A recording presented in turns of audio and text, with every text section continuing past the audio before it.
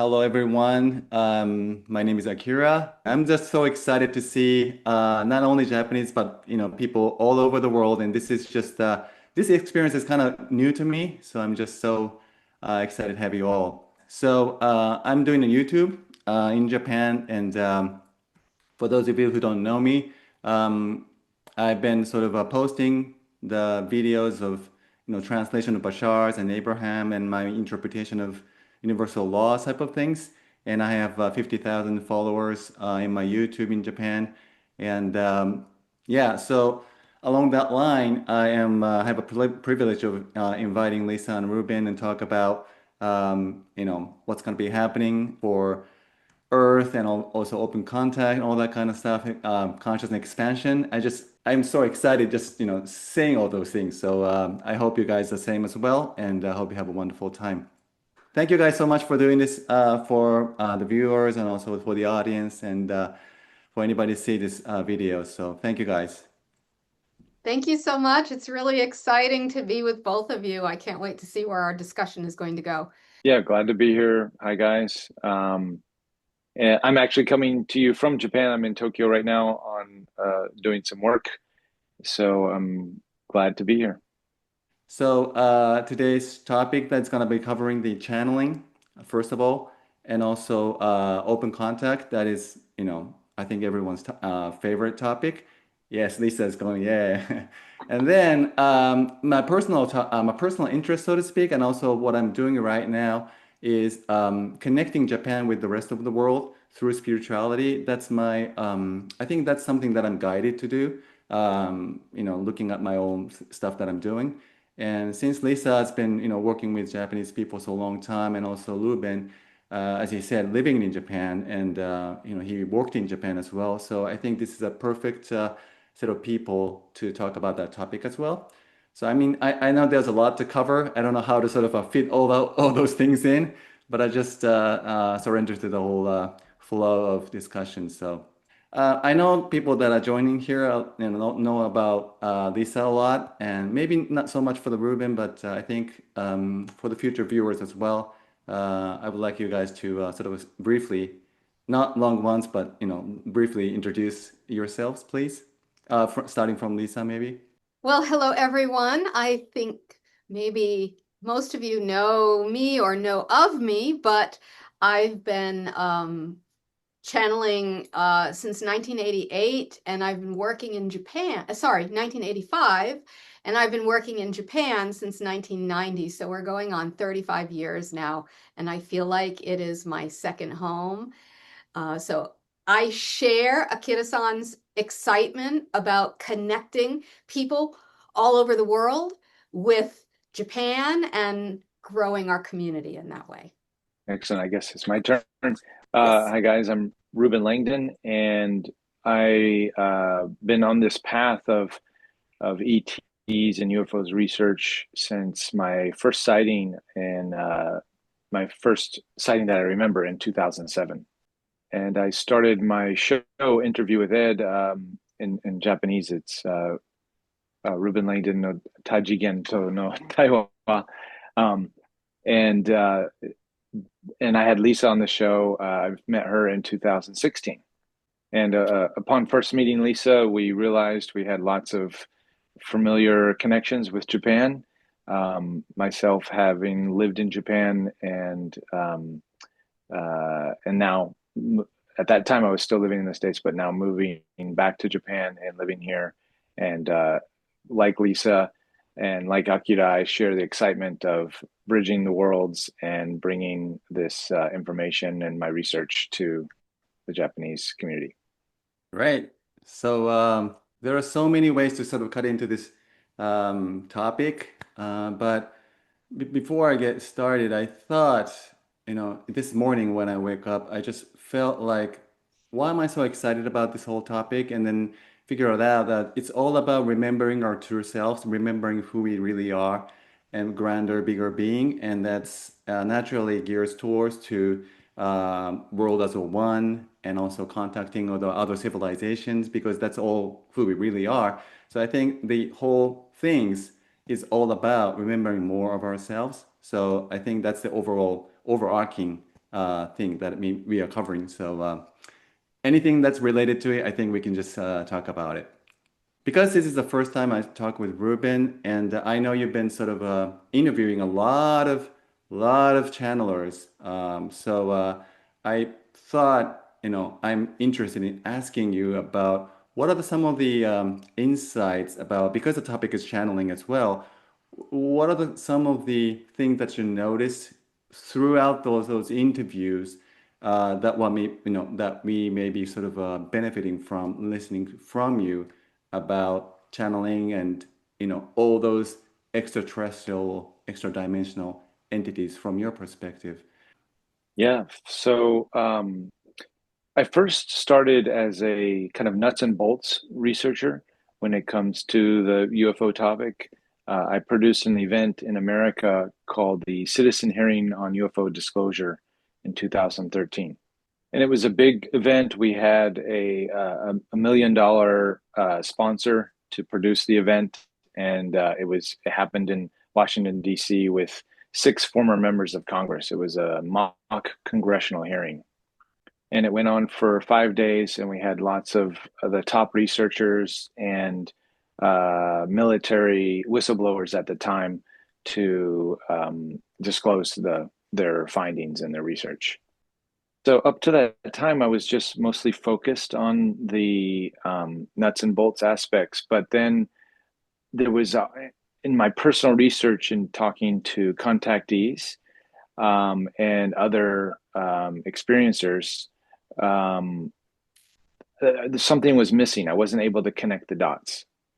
And then I met Wendy Kennedy and Daryl and Nora Harold, and they were channelers, and they were when in my conversations with them, what they were telling me fit all the missing pieces of all the evidence-based research.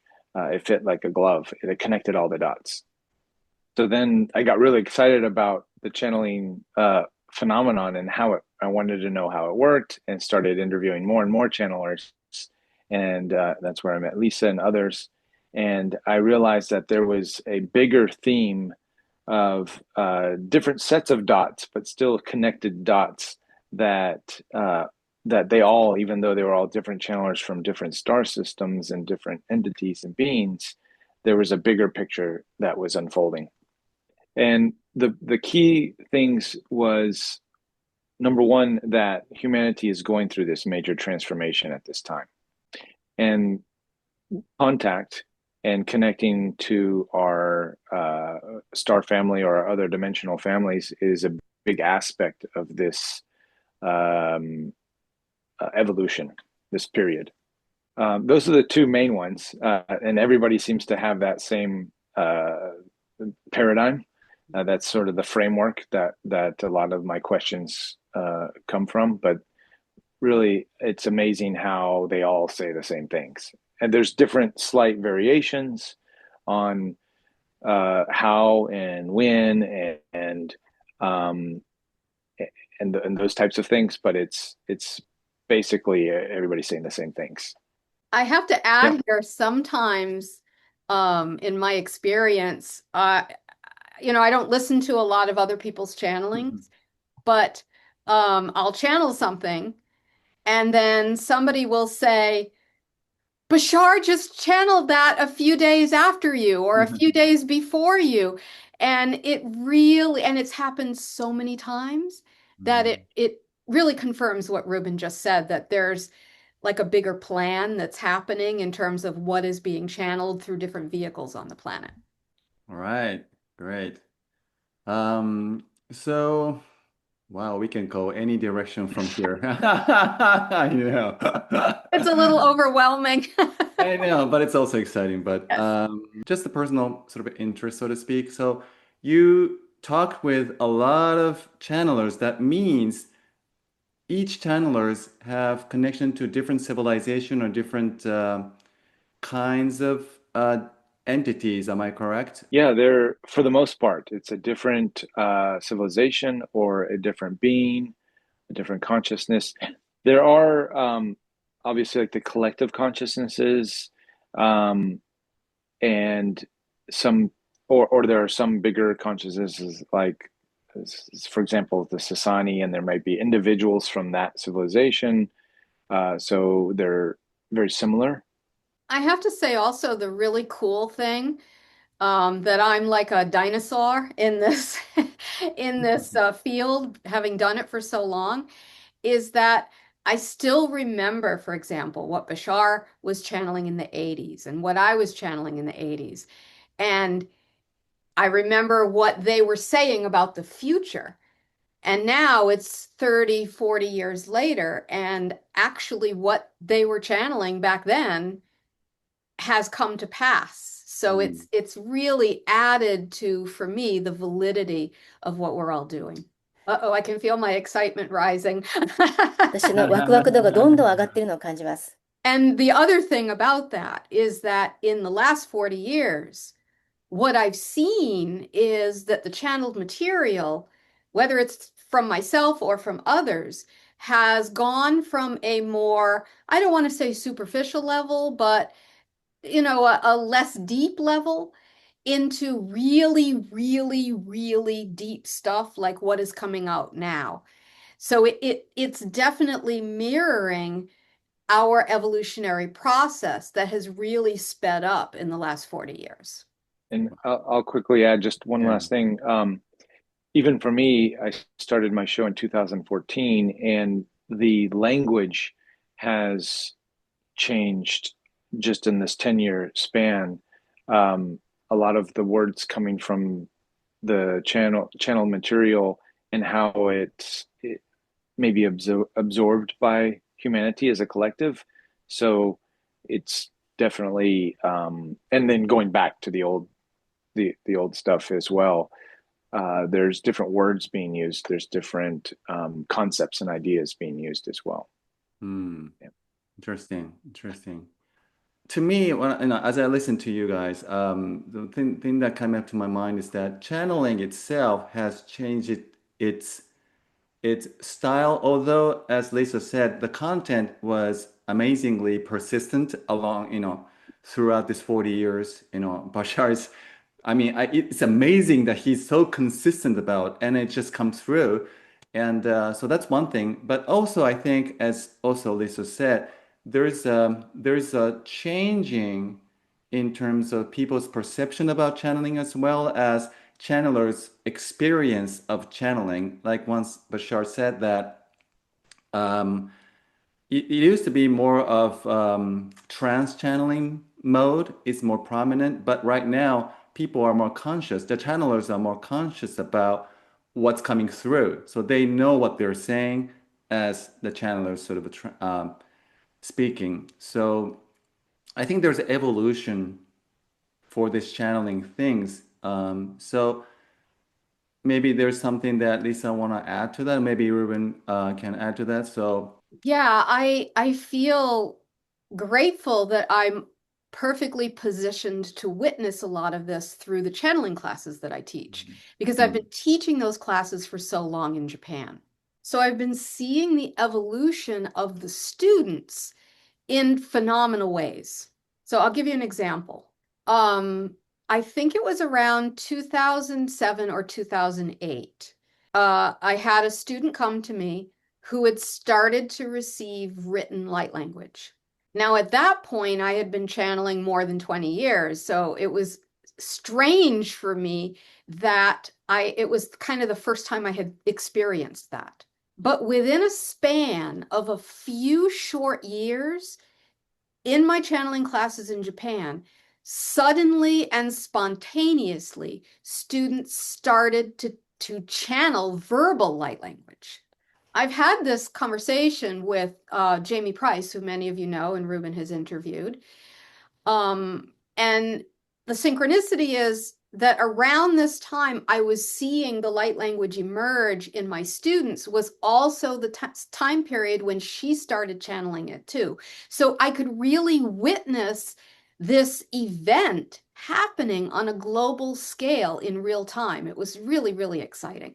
For me, that was the feeling that something was happening in our collective consciousness as a planet. And now what year is it? 2025. Light language channeling is almost becoming normal for many people in my channeling classes. So I feel it's part of the Preparing for Contact program, actually, at a higher level. It might not seem on the surface to be directly related to contact, but I think it's an energy preparation, let's say. And I'll just piggyback on that. In my interviews, I've asked, what is happening? Why is that happening?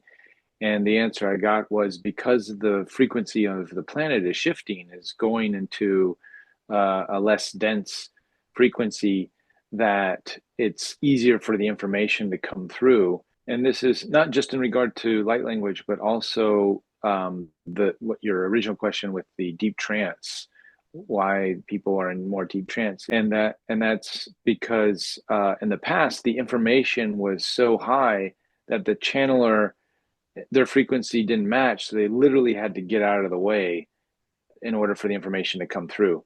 Where now the frequency of the channeler is more of a match, and they don't have to go away so far. They can still be present, and the energy, the messages can come through in that way.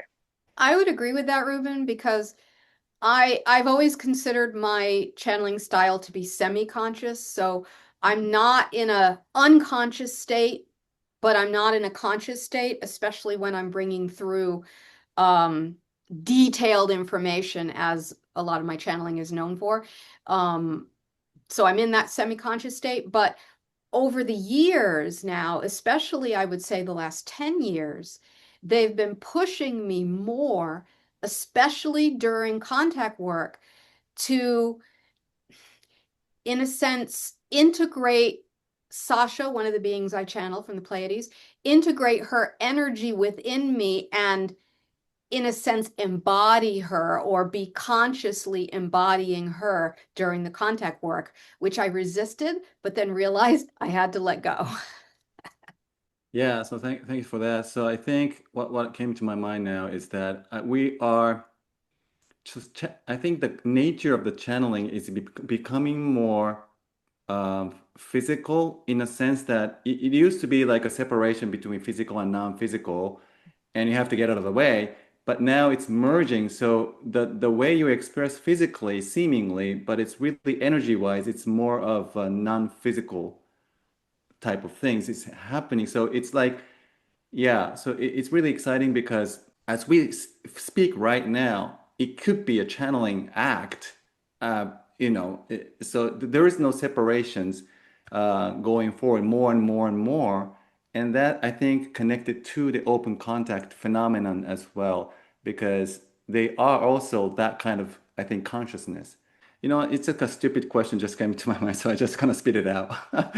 Yeah, one of the things that I felt not so in any negative ways, but when you look at all those depiction of Pleiades, or other extra dimensional, or extraterrestrial beings, they're all like Caucasian, white, beautiful looking, male and female. Why not Japanese are included there? So I was like, I know you guys don't really care about it, but there's a kind of a racial kind of depiction type of thing. Is it? I mean, if that really looks that way, that's fine. But I know it's silly, but it's just I don't know what you guys take on this. It's not silly. A lot of people ask that, actually. Really? One of the beings I channel, I'm trying, it's hard for me to talk and find it at the same time, sorry, but one of the beings I channel, Hamon from Sirius, is actually darker skinned. Mm. And Vashta, who many people know, the artist, made an amazing drawing of him that I feel is so accurate. Hybrids look very much like a cross between Asian and Caucasian. So I think probably, my guess, nobody's really asked Sasha this, but it could be that some of the beings that are more open or visible are trying to portray themselves in a way that is how how shall I say this, more common for Earth. はい。そし Uh, て、 makes sense to me. I don't know. Guess. はい。 Guess. Mhm. Actually, I have through my research, I think your question goes down a big rabbit hole Yeah.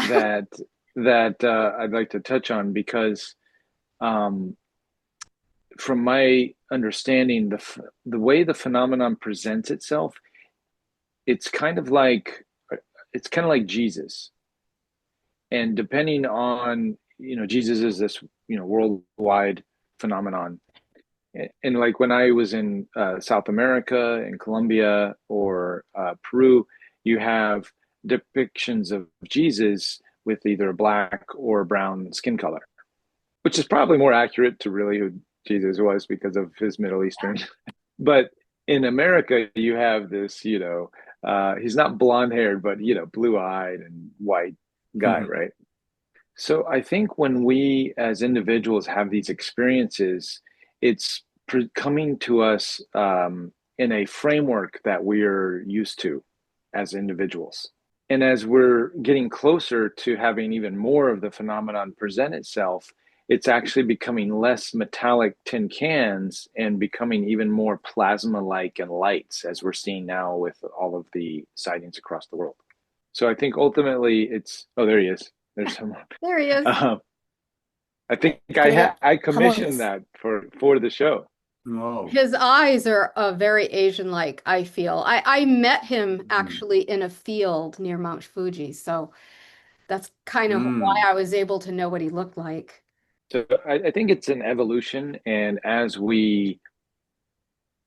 contact and the concept of contact becomes more worldwide and accepted, then that will also the typical white, Caucasian image of aliens is going to shift and become more diverse, like the hormone pictures and others. So I think it's just give it some time and we'll get there. Okay, so we've been holding, I think you've been holding a series of events called Lemurian Life Expo. I think you holding like twice already or three times? Mhm. Two Two times, yeah. times. Okay. Yeah. And Lyssa is one of the panelists there. And I think Lemuria, I think my actually wife is also passionate about the concept of Lemuria. And I think a lot of Japanese people, or maybe even, people outside of Japan also sort of relate themselves to Lemuria energy. And I think that's a, good segue, so to speak, or connection that we talk when we talk about Japan and the rest of the world and how Japanese energy is connected to that type of thing. So I want to sort of ask that question for now. Yeah, So, going back to your original question and talking about the different overlapping themes mhm. that all the channelers had, Lemuria was one of them. So I would often get um, in my conversations from different channelers who don't know each other would then talk about Atlantis and Lemuria all the time. Mm. And then when I got to Mount Shasta and I started doing some interviews with some of the local channelers there for my show, then it was that Lemurian energy was really strong, and that storyline that connected Lemuria and Telos and the Lemurians there, and that energy. It was something I really became passionate about and wanted to explore more, and which led to the Lemurian Life Expo. For Mm. me, my connection with Lemuria is coming at it from a different angle, I think. I'll make it really short, but when we're looking at our evolutionary cycle on the Earth, we go through cycles of 26,000 years of evolution. This is kind of shown in the Mayan calendar. And if you divide that in half, it's like two cycles of 13,000 years. You can almost look at it like yin and yang. And Sasha has said that um, the last 13,000 years was what she calls an Atlantean cycle. And then 13,000 to 26,000 ago is a Lemurian cycle. So from her ET perspective, it's yes, we could say it's a place, but she sees it more as a cycle. And so the last 13,000 years has just ended the Atlantean cycle, which tends to be more masculine in nature. So we're moving now into another Lemurian cycle, which is usually, according to her, the cycles in which a civilization awakens. So that's for me how the Lemurian cycles connect with the idea of awakening and also the idea of open contact. When Reuben started to do these conferences, I was like, oh, that's an interesting title because it's perfectly in line with where we are as a planet in our evolutionary cycle. I hope you'll bring one to Japan too. Yeah. And what I also really like about the Lemurian storyline is when it comes to contact and UFOs, so many of us are so, especially the newbies, are so focused on outside, coming from an outside place coming in. And we know from Sasha and Lyssa's teachings that the contact work is more of an inner journey. And just the idea to know that this Lemurian energy is something that's already occurred on the planet. It's already been here. So I like that it's more present and that we don't have to go out. We just have to remember that it was here. That was very well said. I would agree 100%. And one of the analogies Sasha has given is that the last time we were in a Lemurian cycle, let's say 13,000 to 15,000 years ago. So this is a metaphor. Our consciousness, our collective consciousness, did not build enough energy for, in a sense, escape velocity for the rocket of our consciousness to leave a more separated reality. And that's why we perceived like what they call the fall. Like we fell back because we just didn't have the momentum in evolution. She says that most civilizations don't do it the first time around. But this time around, we have a really strong potential to build enough momentum to, in a sense, reach that escape velocity and awaken as a civilization. So Akira-san, maybe that's a whole different track about Lemuria for you. No, it was inspiring. Thank you so much. And I actually, some things came up to my mind as well to discuss now. Do you guys know about the Jomon period? Jomon period, right, in Japan? And a lot of people saying in spiritual field that that's related to Lemuria or maybe extraterrestrial contact type of things. And there's been a lot of discussion on that, as well as there is I don't know what it's called in English, but it says Gaian law, Gaia no hosoku, Gaia's law type of thing. Have you ever heard that name before? That is like there is a 800-year cycle of certain civilization shift on Earth, like certain how should I say degrees of changes, the cities changing 800 years span, and then I forgot the exact calculation, all that kind of stuff, but and how many years ago it started, but Japan is becoming the point of the center of the kind of a human evolution, like a key point.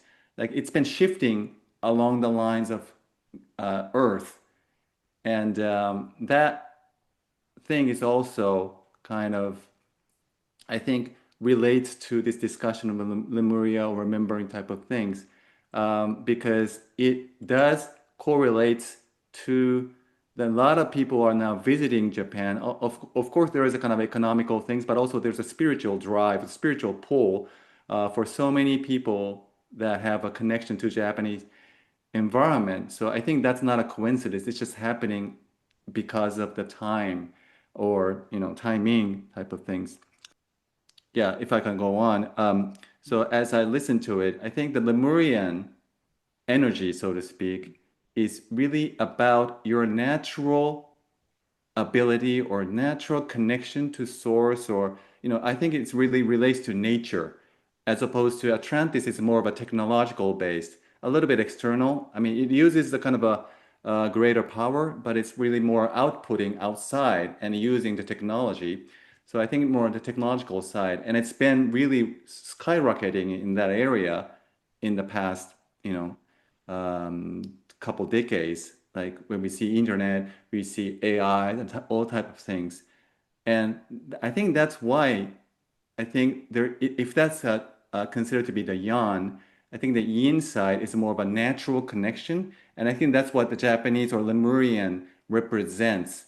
And I think that's where I think the Japanese energy is more becoming important as a role of um, universal yin energy type of things. Yeah, so that's just come up to my mind. When you're talking about that, Akira, Hmm. I'm thinking one of the things I so admire about the Japanese culture is the connection to the Shintoism.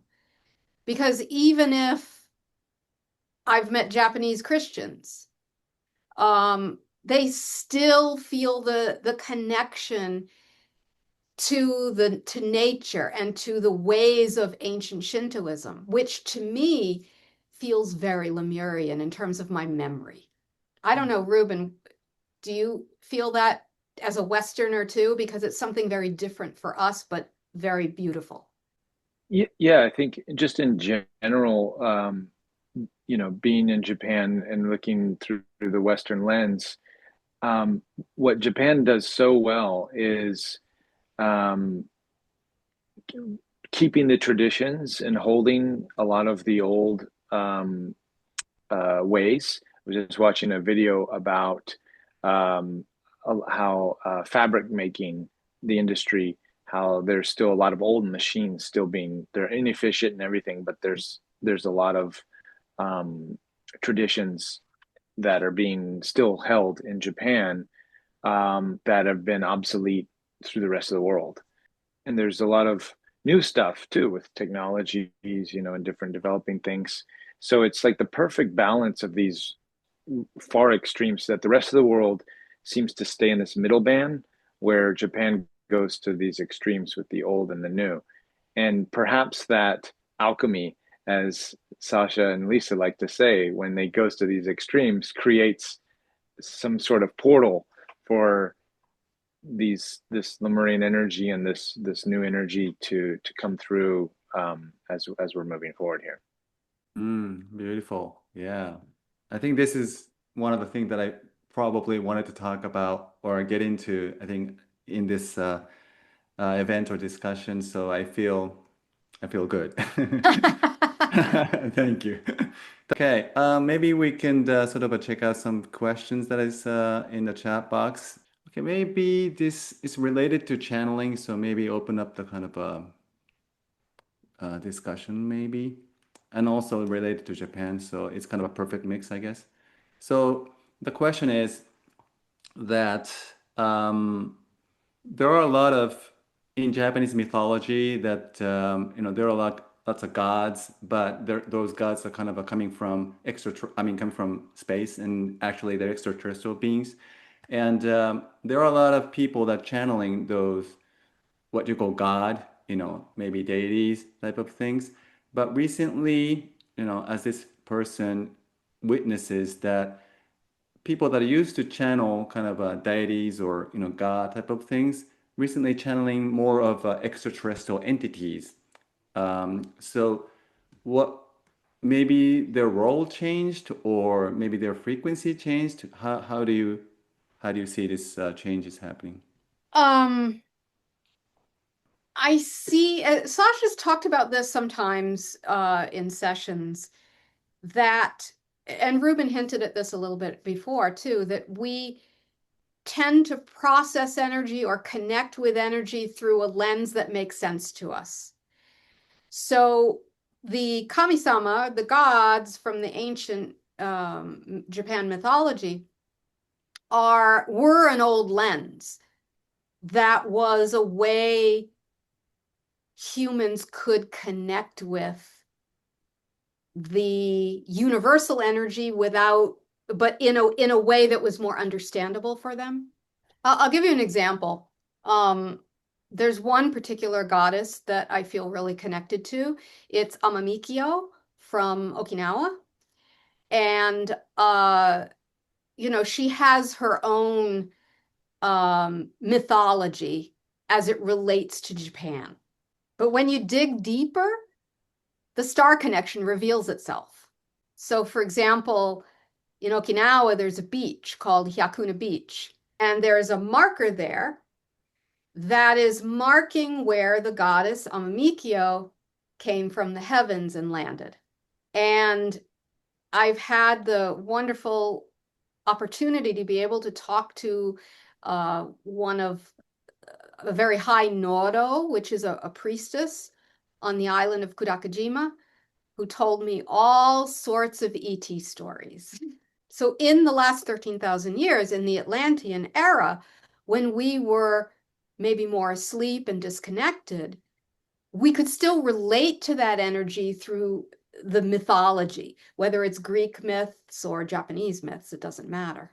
But now that our consciousness is expanding, it's almost like we're moving to a deeper layer of our ability to see more clearly what the universal energy really is. I hope that makes sense. The same as with, we have stories in the Bible like Ezekiel's wheel. And even now, it was a lot on Ancient Aliens before they talk about that. That's a TV show he's talking about, Sayaka. TV show in America, yeah. But now more and more, now that the ET possibility is becoming, the masses are waking up or thinking about this idea. More and more people and scholars even are making the connection that many of these biblical or ancient text stories are actually visitors and have ET connections. And the clues around us are so obvious, like the Dogu, right? I think as we move forward and more the ET awareness spreads throughout humanity, then a lot of dots are going to start connecting on a bigger level, not just our little nerdy research people that like Lyssa and me and others. Okay, so we have 15 more minutes to go. Maybe just pick one more question and to talk about channeling, but because our topic now is kind of sort of Japan, world, and universe contact, and we talked about Lemuria, which is related to nature, more energy. So that's why I'm picking this next question. Is the dragon and relationship. Dragon energy or dragon is some relationship to extraterrestrial contact? That's a question. I could go off into a nerdy tangent with that one. Let's just say, first of all, the serpent or the dragon or the snake was like a totem for the Syrian energy, for the Syrian beings that were on Earth in the ancient days. So I know many of you watching are aware of a workshop that I do called School of the Nine Serpents, and it's Syrian and Pleiadian awakening teachings. So that I feel that the serpent energy or the dragon energy is quote unquote awakening on Earth as a representation of our awakening consciousness and, in a sense, beginning to live the seeds that our Syrian teachers planted for our early humanity in the last Lemurian cycle. That's another reason for me, Japan is so exciting when I work there, because I'm able to do work sometimes in nature and in shrines, and I see like all this validation of the information that I'm channeling. Like, for instance, going to a shrine and finding 9 serpents. And it was like, wow. So in that way, Japan is really, I feel, preserved a lot of ancient knowledge that through the traditions that may not even be fully understood yet, but it's gradually, the memories of them are gradually being revealed. Anything you want to add, Reuben? No?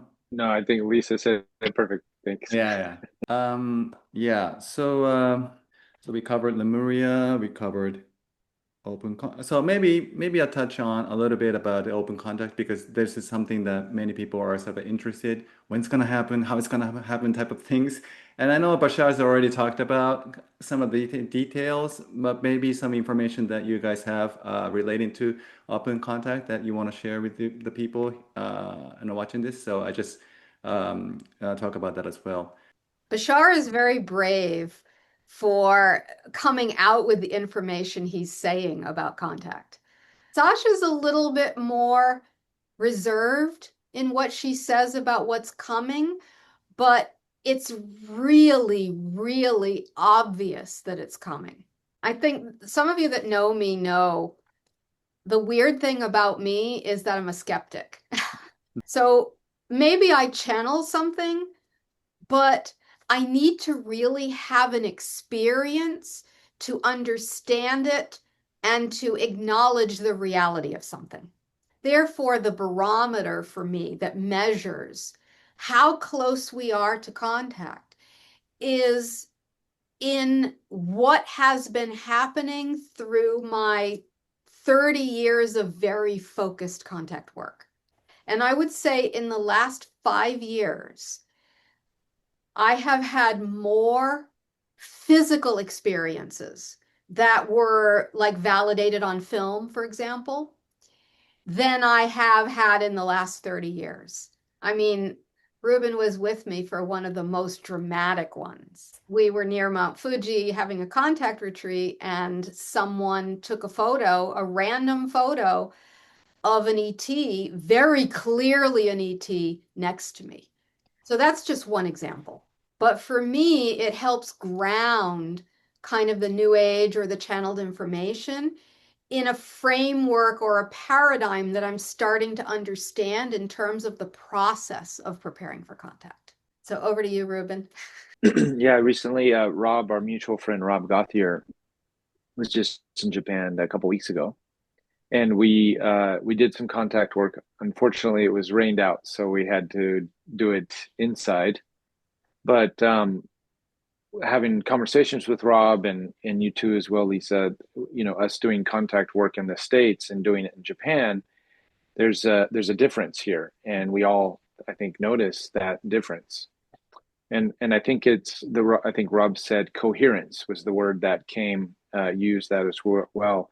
There's a coherence with the Japanese culture and the Japanese people when it comes to bringing groups together, that it's easier to cohere than in a Western cultured group. And I think for contact work, that really is a special key to opening that door. And of course, coherence is really a heart thing. I have found when I work with Japanese groups with contact, their ability to be in their hearts in an innocent and open way is unsurpassed any place else in the world that I've worked. No offense to non-Japanese. Okay, Yeah, I great. think I think it's a cultural a cultural thing, and what's exciting about doing that work here is it could be because of that strong coherence. It could, I'm not saying it is, but it could be a strong contender for first contact. Yes. 100%. Sasha, supposedly her ship has been over Mount Fuji for decades, so maybe she's getting ready. Wow, interesting. Yeah, it's we're almost ending, but I think I've so fulfilled coming to this closing because as you guys talk, I come to understand the Japanese sort of superpower, but we're not really intending to impose power or anything, but they have a natural ability is to really integrate at a higher level without any effort. There's a saying in Japanese like "kuki o yomu" is like a reading the air type of things. I think we just have that, I don't know, for some reason or another. And but that's when that happens at a lower frequency, it just creates kind of a stagnant, bad, low energy. But then it happens in the higher frequency level, which is Japanese are capable of.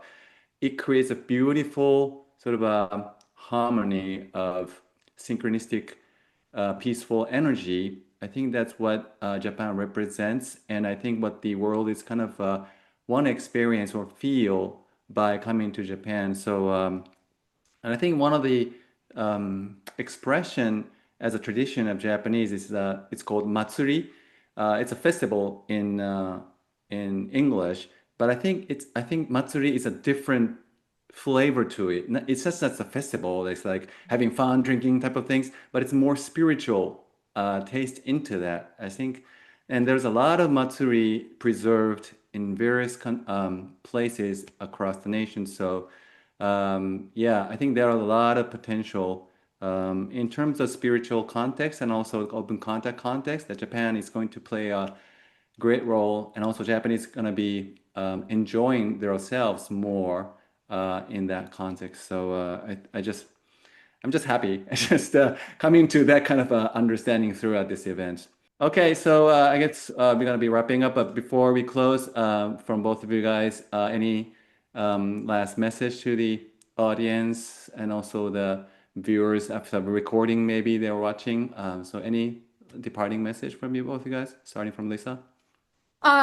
Thank you for coming to this event and sharing your energy, even though we had a lot of people sign up, so obviously we can't answer every question, but we feel you and we appreciate you being here. For those of you in Japan, I'm excited. I will be there during the month of November. I'll be doing a workshop, a brand new workshop actually. And I'm excited to be with my Japanese family. So I will be there with you at that time. And that's it from me. Thank you so much. All my love to you. Over to you, Reuben. And for me, I'm glad to be back in Japan and to be living here now. It feels like home, always has, and just glad to be in the energy and able to do events like this without the jet lag or without the time lag, and just looking forward to having these conversations more and more. I think the more we can have them, especially here in Japan, because these conversations are can be somewhat of a taboo, but it's opening up now. So I encourage everyone to keep talking with all your friends and have the excitement about contact and ETs, and it's not so strange anymore. Also, I want to mention, because Reuben's not going to, he's doing events. He started to do events in Japan now. And actually, you wouldn't know it today, but he does speak Japanese. Oh 皆さん、日本語 yeah. 喋れますよ。So, how can people find out about Actually, probably the events, if anybody knows about Takisawa's community, Yatsuha, Yes. and usually we do events. He's my neighbor, so we post it there. I also want to thank Akira-san for your big excitement and hosting us, SJ, of course, and our wonderful interpreter, who's been my interpreter for about 20 years now. Thank you. Yeah, thank you so much. This is just pure excitement. So I just getting everything for me, and anyhow, if it's serving anybody else, it's just I know you can't ask for more. Yeah, thank you guys. And before we wrap up, I have a little bit of announcement, so to speak. So I'm gonna be opening up a new actually channel, a YouTube channel for dedicated to people outside of Japan. I've been doing a YouTube for the Japanese people, but for the outside of Japan who are interested in spirituality and also connection with Japan or Japanese culture type of things. I want to sort of communicate because I can speak English. I want to sort of start out communicating through that channel. And I want to invite you guys as well on the channel to talking about stuff like this, and also inviting other people, including Japanese people, because of language barriers, it's really hard for Japanese people to reach out to the global level where I can sort of help them. And also, I'm interested about those things. I'm going to be opening up the channel, and probably I'm going to be posting on YouTube in this video in the description box. Please check that out, and I hope to see you there as well. All right, so sorry guys, it will be just a little bit over time, but thank you again. Thank you, people watching, I really appreciate you guys coming and hope to keep in touch and hope to see you soon. Thank you, Thank Ruben. Thank you, Lisa. Thanks, Akira. Talk to you soon.